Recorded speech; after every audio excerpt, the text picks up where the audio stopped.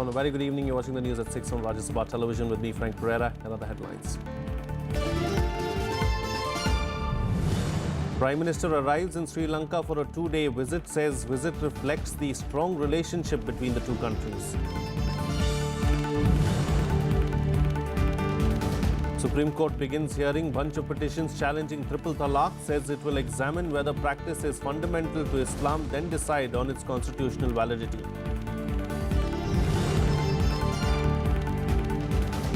Woman dies, her husband injured in Pak shelling from across the LOC in Kashmir's Naushera. Union Home Secretary visits the state to take stock of the security situation. And Justice Karnan approaches the Supreme Court asking it to recall its order sentencing him to jail, says it has no constitutional validity. Prime Minister Narendra Modi arrived in Sri Lanka a short while ago for a two-day visit. He will be the chief guest at the International Vesak Day celebrations, the biggest festival of Buddhists. During the visit, the Prime Minister will also interact with Sri Lanka's top leadership. Prime Minister Modi says his visit reflects a strong relationship between the two nations and brings to the fore the shared heritage of Buddhism. Prime Minister Narendra Modi leaving for a two-day visit to Sri Lanka, where he will be attending a Buddhist festival in Colombo on the invitation of Sri Lankan President Maithripala Sirisena. Prime Minister Modi will be the chief guest at the UN-recognized International Vesak Day celebrations. The day is meant to mark the birth, enlightenment and passing away of Lord Buddha. This is the first time that Sri Lanka will be hosting International Vesak Day. The theme of the event is Buddhist teachings for social justice and sustainable world peace. Approach to Sri Lanka is part of our overall neighborhood first policy, and we feel that we believe that our destinies are somehow intertwined. So that is the importance we attach to this relationship, and we hope Prime Minister's visit will be able to provide further momentum to this. Although no bilateral talks are scheduled, the visit is expected to give renewed momentum to India-Sri Lanka ties. Ahead of the visit, Prime Minister Modi wrote on Facebook that his visit was a sign of the strong relationship between the two countries and brings to the fore the shared heritage of Buddhism. It was an honor for him to join the Vesak Day celebrations with Lankan President Maithripala Sirisena and Prime Minister Ranil Wickremesinghe. Apart from taking part in Vesak Day celebrations, the Prime Minister will also participate in a lamp lighting ceremony at the Gangaramaya Temple in Colombo, one of the most important temples in Sri Lanka. Modi will also pray at the temple of the sacred tooth relic at Kandy. He will unveil a plaque in Palakkale commemorating the foundation laying of the faculty of Kandyan dance at the Sri Lankan International Buddhist Academy that will be constructed with India's grant assistance. He will also open the India-funded 150-bed Dikoya multi-speciality hospital. Prime Minister Modi will also have an interaction with the Indian origin Tamil community here. This is Modi's second trip to Sri Lanka as Prime Minister after March 2015. The trip comes after Lankan Prime Minister Wickremesinghe visited India last month. With inputs from Akhilesh Suman, Bureau Report, Rajya Sabha TV. Well, joining me for a chat right now is our correspondent Akhilesh Suman. Akhilesh, as far as the Prime Minister's visit to Sri Lanka is concerned, what's going to be on the agenda? Yeah, actually around 6:40 p.m. According to Indian time, Prime Minister Narendra Modi will visit Sima Malacca and Gangaramaya temple, and also will take part in the candle lighting ceremony. You know that this is a festival invitation for Prime Minister Narendra Modi, and he will be the chief guest of the Vesak ceremony. And this is you know that it is our International Buddhist Day that we tell Buddha Purnima, and this is one of the major festivals for Sri Lanka. And Sri Lanka has also proposed the day as an eminent day in United Nations, and India was part of it, and it was recognized by United nations. So you can understand that the culturally India and Sri Lanka are trying to share the Buddhist diplomacy that is becoming one of the most competitive issues between India and China mainly. And you know that China is also trying to create some sort of hegemonical situation as far as the Buddhism is concerned. So you can understand that this is the part of Buddhist diplomacy between India and China, and Sri Lanka is taking the side of India because Sri Lanka recognizes that the birthplace of Buddha was even in Nepal, but it is the India that is the whole enlightenment Buddha got, and Sri Lanka recognizes that India is the place for Buddhism. So given this fact, Prime Minister Narendra Modi is going to talk about the overall situation that is prevalent between India and Sri Lanka, though not agreement are being signed. But he will have an opportunity to talk to President and Prime Minister both. And I think that one of the major issues that is going to come up is also the finding a permanent solution of fishermen's problem. And India has recognized that fishermen's problem is a human problem, and it is a problem of technology also, and that is why India has proposed in the Joint Working Group on Fishermen that India will release 1,500 crore for changing the technology of whole fishing from Indian side, and it will change the scenario of fishing conflict between the two countries. And apart from that, you know that India is also trying to create some permanent asset for Sri Lanka so that it can be helpful for India-Sri Lanka relationship, as well as also Sri Lanka can be self-reliant. Because you know that China is trying to fish in the troubled water that India and Sri Lanka had in the days of Litte, though this problem has been over, but I think that China still is trying to gain some ground and trying to say to Sri Lankan leadership that see, our presence is very necessary, and you know that China proposing and making a port in Colombo city itself. So India is also making some ports elsewhere, and major cooperation that can be established between India and Sri Lanka are going to be, and also meeting of minds between Indian leadership and also Sri Lankan leadership is going to be a major achievement in this visit of Prime Minister Narendra Modi. You know, the last time around when the Prime Minister Modi visited Sri Lanka, we saw him make a tour of northern Sri Lanka and meet the Indian origin people of Sri Lanka there. This time around, he seems to be reaching out to the Sinhalese there and going for this Buddhist festival as well as the chief guest. Yeah, you are right. I was also accompanying Prime Minister in that visit when he went to Sri Lanka last time, and he specifically visited Jaffna. That was the trouble zone of the whole Sri Lankan situation, and you know that situation has been neutralized after India and Sri Lanka cooperated in a most close and confident ways. So that was very necessary because people in Jaffna were feeling that whether India will extend the cooperative hand to Sri Lanka or not, and to also specifically to the Tamils, because you remember Prime Minister Manmohan Singh never visited Sri Lanka on bilateral visit because of this problem of the Tamil issue between India and Sri Lanka. So Prime Minister Narendra Modi dared to go there and also try to assuage the feelings of alienation in the Jaffna Tamil, specifically the Tamil people, that no, India and Sri Lanka are talking together on the issue of Tamils who are living there, and the whole devolution process will go in accordance with the engagement that has taken place between India and Sri Lanka. So that was the reason that that time Prime Minister went to Jaffna.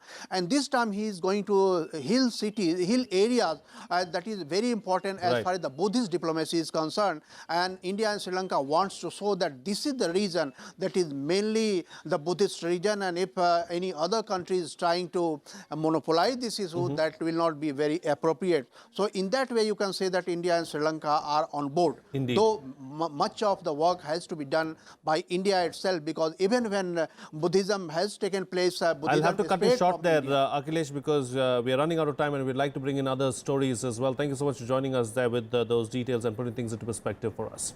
Now, moving on, of course, the Supreme Court began hearing petitions challenging the practice of triple talaq and nikah halala among Muslims. The apex court said it would examine whether the practice of triple talaq was fundamental to Islam. A 5-judge bench headed by Chief Justice CS Karnan, however, said that the issue of polygamy among Muslims may not be deliberated upon as it was not connected with triple talaq. The Supreme Court on Thursday commenced hearing a number of petitions challenging the constitutional validity of the practice of triple talaq and nikah halala among Muslims. The apex court said it would first determine whether the practice was fundamental to Islam or not.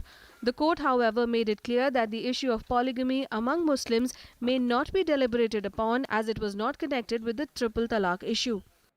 A 5-judge bench headed by Chief Justice J.S. Kheher also said if it came to the conclusion that triple talaq was fundamental to Islam, then it will not go into the question of its constitutional validity.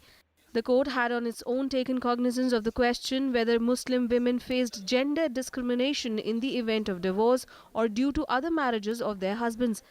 The centre contends that the practice is unconstitutional and has asked the top court for a relook on grounds of gender equality and secularism.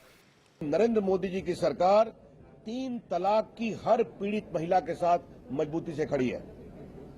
3 का विषय न धर्म का है, न पूजा पद्धति का है, न किसी समुदाय का है। 3 तलाक का विषय है नारी न्याय, नारी गरिमा, नारी समानता।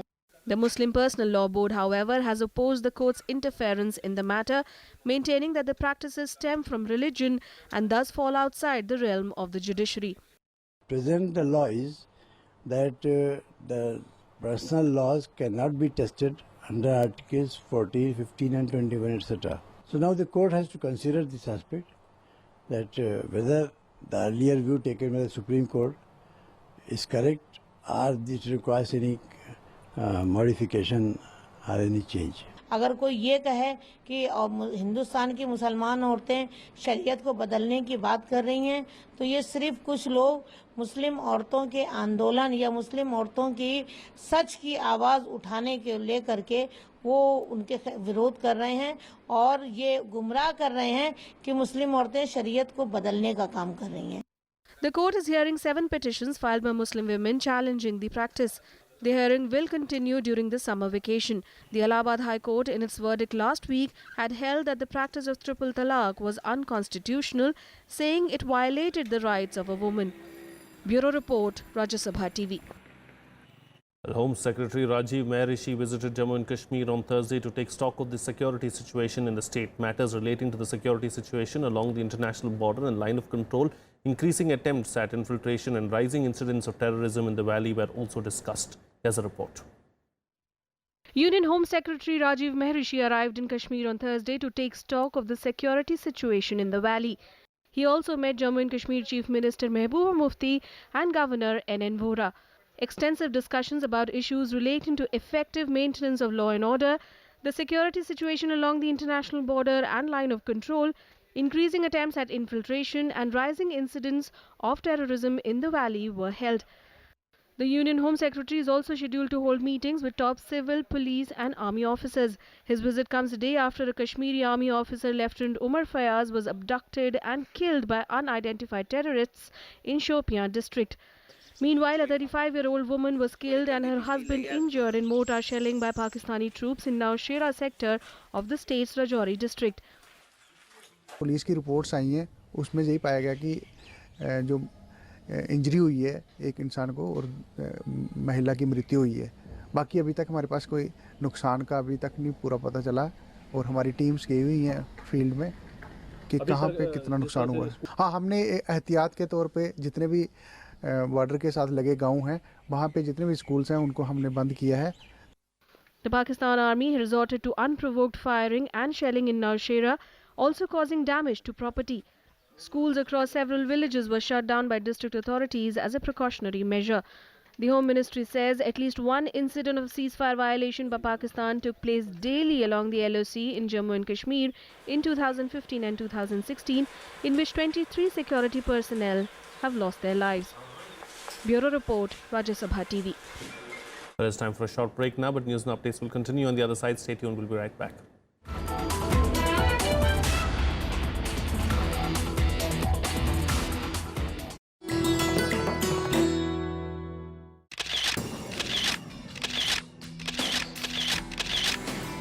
The splendid, grand and massive neo-Buddhist copper dome of the Rashtrapati Bhavan.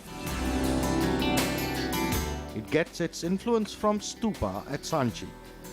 The dome is more than twice the height of the rest of the building. The reinforced concrete shell of the outer dome began to be formed during the beginning of 1929. The last stone of the dome was laid on April 6, 1929.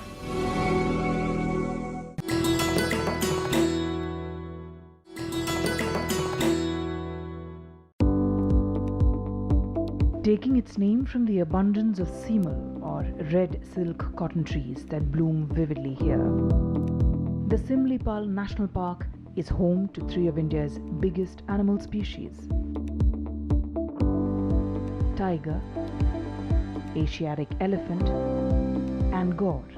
Spread over a sprawling area of 2,750 square kilometers, set on a wide expanse of sal forest, this park is nestled in the very center of Mayurbhanj in Odisha. It is one of the most breathtaking nature reserves in India, with forests, grassy meadows, and some beautiful waterfalls like Joranda and Badehipani. It is also home to an astounding 1,078 species of plants, including 94 species of orchids.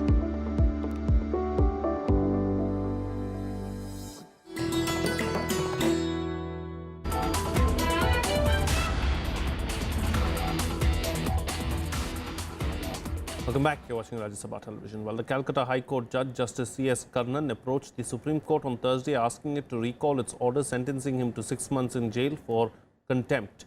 Justice Karnan has challenged the constitutional validity of the contempt of court charges on him. Police in 3 states are looking for Justice Karnan after the apex court passed an order on Tuesday to arrest and jail him. The 61-year-old was found guilty of contempt by a 7-judge constitution bench, including Chief Justice CS Karnan. This after he named 20 judges as being corrupt earlier this year. He also wrote to several people, including Prime Minister Narendra Modi, asking for an investigation. The top court has banned the media from reporting any of his statements or rulings.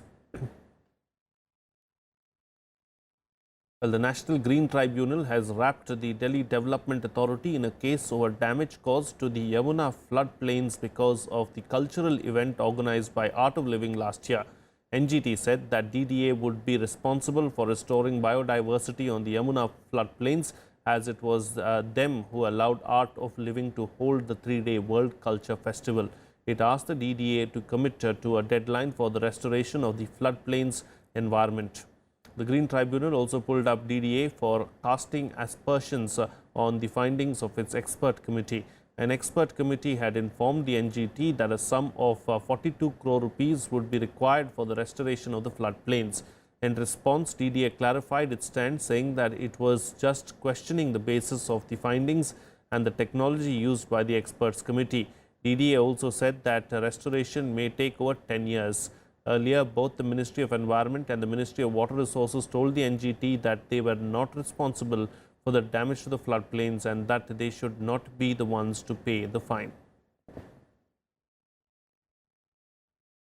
Well, here's a look now at what else is making news across the nation in Nationwide.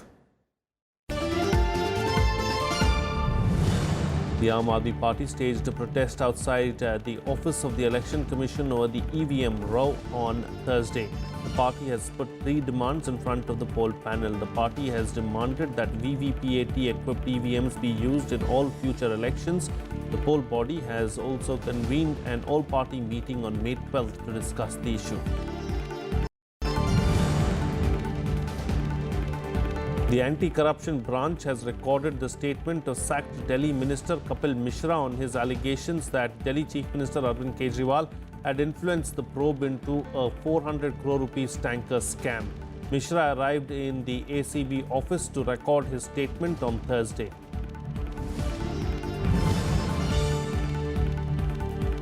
At least 24 people were killed and 28 injured as the wall of a wedding hall collapsed in Rajasthan's Bharatpur district in the late hours of Wednesday.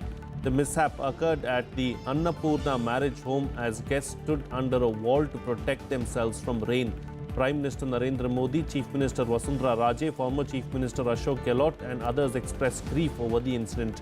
The Prime Minister also announced 2 lakh rupees each for the kin of the deceased and 50,000 rupees for those seriously injured. The Enforcement Directorate has issued summons to Narda News CEO Matthew Samuel in connection with its money laundering probe in a sting operation where a number of Trinamool Congress leaders were allegedly seen taking money on camera. As per reports, Samuel has been asked to present himself or send an authorized representative before the investigating officer of the case on May 18th.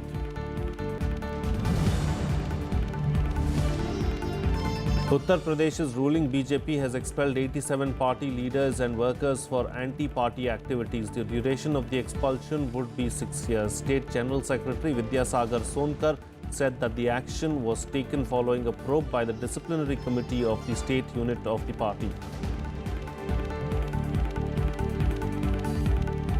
Well, Prime Minister Narendra Modi met US Congress delegates in New Delhi on Thursday. Welcoming the US congressional delegation led by Democrat Nancy Pelosi, Modi appreciated the bipartisan support of the US Congress in deepening ties with India.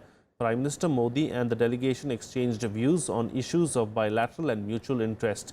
Modi also called for further enhancing exchanges with the US Congress. The US delegation is focusing on national security, global economy, bilateral and multilateral relations and human rights. On Wednesday, the delegation had met Tibetan spiritual leader the Dalai Lama in Dharamshala and reaffirmed their commitment to the Tibetan cause. Well, Pakistan and Iran have set up a joint commission to ensure better border management. The development came 2 days after Islamabad summoned the Iranian envoy to express concern over Tehran's assertion that it will hit terror-safe havens in its neighboring country. Relations between the two neighbors have been tense due to the killing of Iranian border guards by militants. Iran had warned Pakistan that until Islamabad took steps to stop militants from carrying out cross-border attacks, Tehran will hit safe havens of terrorists inside Pakistan. Pakistan's Prime Minister's advisor on Foreign Affairs, Sartaj Aziz, said that the 4 members from each side will be the Commission's members and it will become functional soon. He also said that apart from militants, smugglers and other elements were also present along the Pak-Iran border. Well, here's a roundup of the other international news and global buzz. 8 people were killed and 23 injured after an earthquake with a magnitude of 5.5 hit Beijing in the morning on Thursday. It happened through the borders of Tajikistan, Afghanistan and Pakistan in China's Xinjiang region. Reportedly, around 180 houses collapsed in the sparsely populated area of Xinjiang. Rescuers and locals evacuated the injured people and helped clear the debris. Young Venezuelan protesters threw rocks and objects at police in the city of Táchira on Wednesday. Death toll in the 6-week-long protests has now risen to 39. 2,000 people are also reportedly under arrest for their protests against the government of President Maduro. Opposition protesters are demanding that political prisoners be released and a humanitarian channel be opened for food and medicine. Instead, Maduro has called the Constituent Assembly to rewrite the constitution. South Korea's new President Moon Jae-in spoke to the leaders of China and Japan on Thursday. Officials said that the leaders agreed that all sides must work together to ease tensions over North Korea's weapons program. Moon Jae-in told Japanese Prime Minister Shinzo Abe to look straight at history and not to make the past a barrier.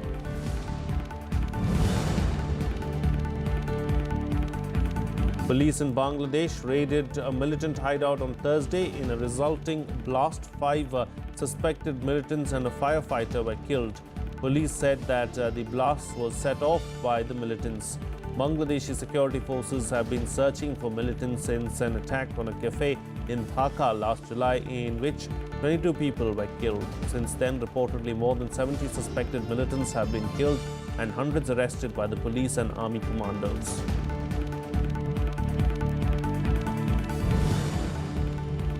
Well, let's now shift focus and bring you up to speed with some news from the world of sports and sports beat. Spaniard Rafael Nadal beat Italy's Fabio Fognini 7-6, 3-6, 6-4 in a 3-hour epic match in the Madrid Open. 4 times winner Nadal twice bounced back to win the first set in a thrilling tiebreak. Nadal will now face Australian Nick Kyrgios. In another match, third seed Stan Wawrinka crashed out of the Madrid Open after being defeated by world number 52 Benoit Paire 7-5, 4-6, 6-2. Real Madrid survived an Atletico Madrid onslaught to reach the Champions League final, losing 2-1 but going through 4-2 on aggregate to set up a clash against Juventus. Real have now eliminated Atletico from the competition in 4 consecutive seasons. Real can become the first team to retain the Champions League as they take on Juventus in the final in Cardiff. FIFA President Gianni Infantino has said that he wants to look at the transfer regulations of soccer players and make the system transparent. Infantino spoke about other issues including violence and racism as well. He also took aim at critics of the football world governing body, saying that the organization had reformed and was a victim of the fake news and FIFA bashing. Well, that's it on this newscast. Have a good evening.